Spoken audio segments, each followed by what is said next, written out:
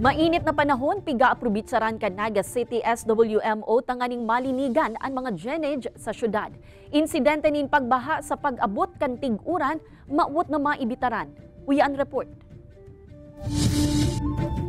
Mantang bihira pan pagbagsakan uran, dagos-dagos man ang mga espuwerso kan Naga City Solid Waste Management Office, nganing malinigan ang mga drainage o kanal sa bilog na syudad, pati na ang pagkondusir nin declogging. Igwaman nin mga grupo na naghahakot nin basura, nagrarabos asin naglilinig sa mga bakanteng lote na pano nin ragpa. Ipapadagos nin daini sa durasyon kan tig-init. Mas guwelo kitang maghiro, kaya po pigihiling tama na aran naman mga siyang pigbabaha na lugar. Ini man po mga main drain ta, ini pong panganiban, saro yan, pero dakulaon siya. Ang pigihiling ta lang si mga entrada po, iti po sa may partikang Mayon Avenue.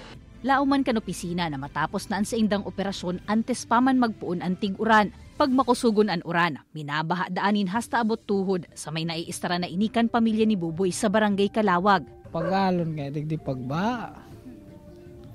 Dahil makaluwas-luwas, tas alang kaunahan ng flooring, nilalaog panangga.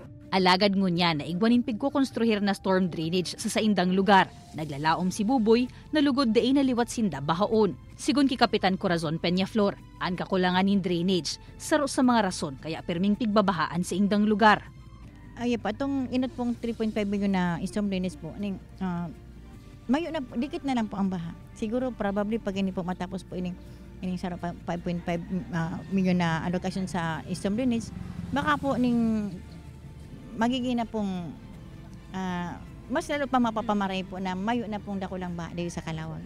Anhagad kan barangay, kooperasyon kan mga namamanwaan sa pagmantinir kan kalinigan sa saindang lugar, siring man ang tamang pag-apunin basura, nganing maibitaran na makabagat sa mga kali asin magkausapa nin pagbaha.